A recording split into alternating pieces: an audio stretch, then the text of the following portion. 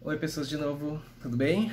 Vamos continuar o assunto? Então, ainda estamos falando sobre a questão da abolição da escravatura no Brasil, tá? Na verdade, o vídeo anterior era só sobre a escravidão, agora nós vamos falar sobre o processo de abolição mesmo, tá? E temos muitos elementos para isso, tá? Vou puxar, na verdade, um fio de uma história, por exemplo. Assim, gente, quando eu era mais novo, tá? Quando eu era bem criancinha, já faz um certo tempo, não vamos falar em números, tá? Não precisa saber quanto tempo, tá? Ok. Olha só, a gente não tinha o dia da consciência negra, ele não era instituído oficialmente, né? Quer dizer, até existia muito mais. Nas escolas a gente não falava sobre consciência negra. A gente tinha o 13 de maio, tá? Para falar sobre a abolição da escravatura, ok? Beleza, tá? E aí, então, o que acontece? A professorinha sempre falava que não sei o que a princesa Isabel foi lá, libertou os escravos, todos viveram felizes para sempre. Ah, coitadinha, a professorinha tentava, né? Mas, né? A história não era o forte dela, né? Tudo mais, tá? Então aí o que acontece, gente? Esse era o único mês, na verdade, também era o único dia que a gente falava alguma coisa sobre pessoas negras em sala de aula, né? Mas mesmo que eu tivesse colegas negros, né? Mas não se falava mais nada do resto do ano. E pareceu, tudo foi muito bonitinho, né? Mas, né? E aí tu cresce, tu estuda, tu se forma agente, e tu vê que o processo não foi nada bonitinho, por sinal, tá? Então, o que acontece, gente? Assim, ó, a abolição da escravatura realmente, 13 de maio de 1888, ok, beleza, assim, ó. Mas por que não falamos mais, então, nessa data especificamente? Por um único motivo. Ela não significou uma melhora na vida das pessoas negras daquele período. Claro que sair da escravidão é uma melhora, não tem como dizer que não isso, né, gente? Assim, ó, mas aquela coisa, gente, assim, ó, se tirou de alguns problemas para colocar em outros problemas. Entende? Tem muitas questões aí que a gente tem que dar uma ressaltada agora. Então começa por aí, né, gente? Bondade. Alguém fez alguma coisa por bondade? Claro que não, gente. Ninguém faz nada por bondade, pelo amor dos deuses. Tá? Então, gente, assim, ó, vamos começar desde o início, tá? Beleza, ok, tá? Qual é a situação que nós temos, tá? Nós já temos, então, justamente, assim, ó, um processo de abolição que já está rolando em muitos lugares do mundo, tá? O Brasil, ele é o último país do mundo, ou penúltimo país do mundo, se não me engano, a abolir a escravidão, tá? Como eu falei no vídeo passado, justamente porque a abolição, que o tráfico negreiro realmente era muito lucrativo para o Brasil, né? Mas, tá? Então, o que acontece, gente? Assim, ó, nós temos algumas situações por aí. Nós temos uma figura muito importante nesse processo, que se chama quem? Princesa Isabel? Não, Inglaterra. Essa é uma criatura muito importante para esse processo. Sabe por quê? Porque o que acontece, gente? Assim, a Inglaterra, ela já estava patrocinando, né? Já estava enchendo o saco de todo mundo, inclusive do Brasil, para se abolir a escravidão. Sabe por quê, gente? Assim, porque a Inglaterra já estava na sua revolução industrial. E ela já percebeu que quanto mais as pessoas comprassem os seus produtos, né? Suas manufaturas, mais lucro ela teria. Só que aí ela pensa da seguinte maneira, né? Um escravo recebe salário? Não, não recebe. Mas se ele for um homem livre, ele vai ter que conseguir um emprego. E aí, com esse emprego, vai ter um salário. De salário, ele pode comprar meus produtos. E esse foi o raciocínio. Foi aí, então, daquela coisa, gente, assim, ó, que outros países no mundo que tinham negócios ou relações internacionais com a Inglaterra começam a abolir, por pressão inglesa, abolir a escravidão, seguindo nessa lógica. Não foi porque alguém era bonzinho e que queria fazer a coisa certa. Não. Foi interesse econômico, né? E aí, então, o que acontece? Mas para o Brasil era complicado, porque era um dos pilares da sua economia, era o tráfico negreiro, tá? Então, nós temos algumas situações aí que começam a se agravar, né? Além de desgaste político que nós estávamos tendo com a questão da coroa, que nós já estamos indo para a proclamação da República, né? Já é também junto nesse período, quando vier a abolição já vai cair a monarquia e começar a República do Brasil. É todo mundo nesse período mesmo, né? Então o que acontece, gente? Assim, ó, começa então a se falar em abolição. Na verdade, o assunto, na verdade, vinha até muito antes, inclusive, da questão inglesa. Porque, na verdade, assim, ó, já tinha gente aqui lutando pela abolição da escravatura. Já tinha gente aqui lutando para que um ser humano não fosse mais escravo, né? Mas também, como é que se falava alguns anos atrás dessa história? Como é que se contava essa história e tudo mais, né? Se contava apagando a participação das pessoas negras dessa história, né? Sabe como é que se contavam? Eu acho que eu via isso ainda no ensino fundamental, ensino médio e tudo mais, assim, ó. que eu ouvi de uma ou outra professora, né? Não todas, tive boas professoras, né? Mas nem todas foram tão boas assim. Que acabavam dizendo que, na verdade, assim, a ideia da abolição veio com os filhos dos fazendeiros. Que esse pessoal teria ido para a Europa, estudar lá em colégios chiques, não sei o que, isso aqui. E de que eles teriam voltado com ideias novas do velho mundo para lá, e diz que lá já estava tendo a abolição da escravatura. Então que o Brasil também deveria conseguir a escravatura. Agora tu imagina como é que foi o jantar de família, né? Numa grande fazenda de cana-de-açúcar. E o guri chegando pro pai: ô papai, eu acho que deveríamos ter abolir a escravidão. Ó, claro, meu filho, com certeza, amanhã fazemos isso. Gente, não, né, gente? Por favor, né? Não, né? Então o que acontece, gente, assim, ó, nós temos essa narrativa muito bizarra aí. E por que surgiu essa narrativa? Porque também nós vamos ter um processo de apagamento das figuras históricas negras da nossa história. Tá? Vai haver um apagamento, por isso que se inventa as histórias escabrosas ali. Pensa bem, gente, sério mesmo, né? Então quer dizer, o boyzinho da fazenda vai fazer uma, sei lá, vai fazer uma trip na Europa, um mochilão na Europa e volta com ideias revolucionárias, agora ele não é mais preconceituoso e tudo mais. Não, né, gente? Por favor. Nós já tínhamos gente falando aqui na abolição da escravatura, mas quem começa essa discussão e quem começa essa luta são negros alforriados. Foi quem um dia foi escravo que começa a falar sobre abolição, né? Quem um dia já esteve naquela situação ali. Entende? Então o que acontece, gente? Assim, ó, nós temos nomes, né, de uma pequena elite negra, tá? Pequena, mas existente, né? Alforriada, e que tiveram uma ascensão social naquela sociedade. Ascensão social na sociedade ficou lindo, né, gente? Assim, ó, tiveram um destaque naquela sociedade e usam seu espaço e sua voz para justamente lutar pela abolição. Nós temos gente como José do Patrocínio, jornalista, nome até de rua por aqui, né? Luiz Gama, tá? Também jornalista, advogado. Nós também temos André Rebouças, engenheiro. São pessoas que elas ganham destaque naquela sociedade, né? E são pessoas negras e que querem justamente o fim daquela miséria toda. Querem que aquilo termine o quanto antes. Tá, e depois vieram pessoas brancas apoiar. Beleza, tá? Depois. Mas elas não podem ser o destaque nessa luta, né, gente? Por favor, né? Então, gente, assim, ó... Então tá, beleza, né? Com todas essas pressões externas e internas, né? A coroa brasileira fica ali sem saber direito o que fazer, não sei o que, isso aqui. Lembrando que nós estamos já no reinado de Dom Pedro II, tá? Beleza, tá? E aí começa, então, alguns processos. Então, vamos dar um mais. São aprovadas leis começando a rascunhar alguma coisa da escravidão, tá? A primeira lei foi de 1850, tá? Que ela era a Lei Eusébio de Queiroz. A Lei Eusébio de Queiroz, ela dizia que tu não poderia mais praticar o tráfico negreiro.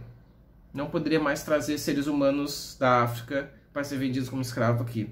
E isso naquela época já foi um rebuliço, porque, gente, assim, ó, terminou justamente com um negócio extremamente lucrativo no Brasil, sabe? Então, assim, ó, ali já começou o pessoal, os senhores brancos já começaram a ficar louco, ali.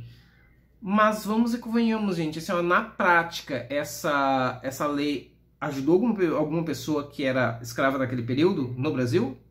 Na prática não, né? Evitou que mais pessoas fossem escravizadas, isso é bom. Mas ajudou alguém que já era escravo aqui no Brasil?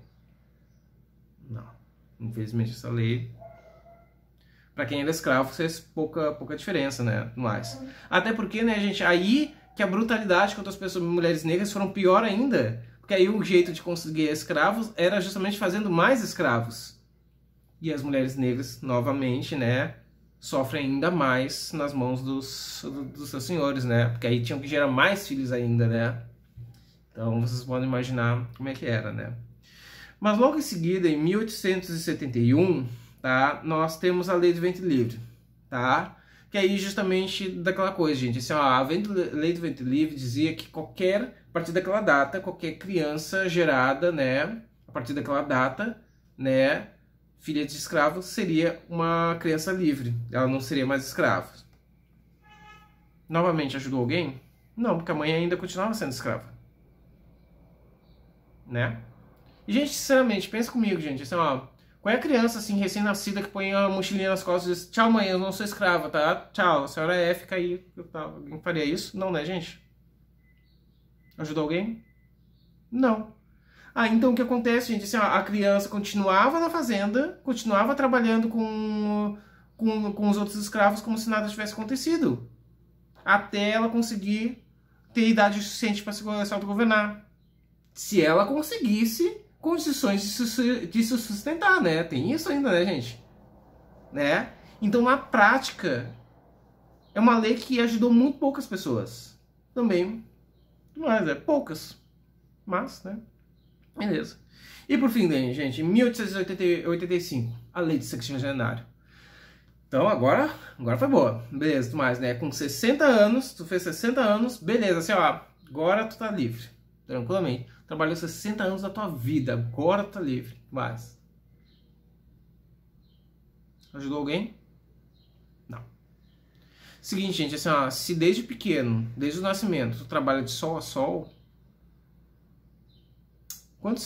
quantos conseguiam chegar aos 60? Entre a má alimentação, o trabalho, as surras, os chicotes. Quem é que conseguia chegar a 60? E outra, tu foi escravo a tua vida inteira. Tu vai pra onde? Fazer o quê? Tu foi escravo a vida inteira.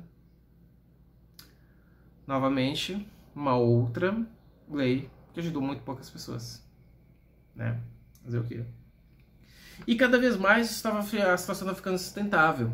Justamente com a falta do tráfico negreiro, isso foi uma das consequências mais, né? Começou a se trazer então imigrantes para o Brasil. Então aquela coisa, gente, a imigração italiana, alemã, polonesa, etc e tal, né? Elas começam a vir para o Brasil nessa época justamente para suprir então a demanda das pessoas que já não havia mais escravos, né? Então eles começam a vir. Só que essa mão de obra agora é assalariada, ela não é escrava, sabe? Então isso borbulha ainda mais as tensões que estavam havendo entre essas relações de trabalho. Estava ficando cada vez mais complicado. Então a pressão inglesa, pressão interna, o movimento abolicionista. Então a coroa brasileira estava não sabia bem o que fazia, né, gente? Assim, ó. Então o que acontece, gente? Assim, ó. Até que chega, então, 1888, com pressão externa, com pressão de todos os lados, gente, e ainda com perigo de se queimar com a grande elite cafeicultora, né, do Brasil. O que acontece? Finalmente a coroa brasileira, representada na figura da Princesa Isabel, vai lá e assina a abolição da escravatura total, né, gente? Vamos lá, gente, ela não fez isso por bondade, gente, ela fez isso na pressão, sei lá, alguém pegou a mão dela, assim, vai assina isso aí, deu, pum, tá, sabe? Porque querer, não queria, né? Querer, não queria. Então dá, né, gente? Agora, beleza, a vida que segue, né? Afinal de contas, todos são livres, aí, festa, tudo mais, boletim, tudo mais. O que aconteceu no segundo dia, depois da abolição? Muitos senhores simplesmente abriram as porteiras das fazendas e, ó, todo mundo pra rua. Se aqui não é mais escravo, não tem nem que estar aqui mais. Tchau, rua.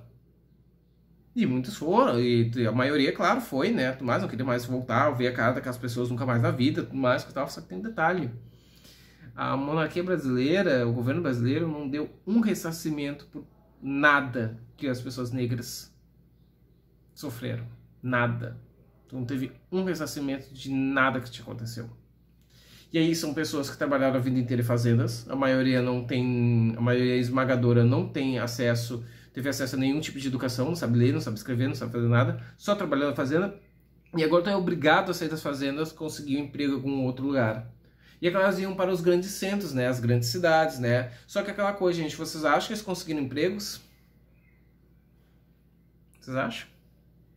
Não, né, gente? Se o Brasil é racista hoje, gente, você consegue imaginar o Brasil império? Quer dizer, agora recém-república? Claro que não, gente. As pessoas não conseguiram uma colocação no mercado, elas não conseguiram um emprego. Alguns conseguiram alguns empregos, né? Como, por exemplo, faxineira, pedreiro, faxineira, já falei 2 vezes faxineira, né? Motorista, que já estava começando os carros e tudo mais, né? Fecha-hash e tudo mais. Casualmente, são os empregos que os brancos não queriam. Então, eles davam para alguns negros. Mas o que acontecia com aquela maioria das pessoas? Para onde é que ia? O que vai fazer agora mais, né? Então, se tu não tem emprego, tu não tem como conseguir um espaço para ti.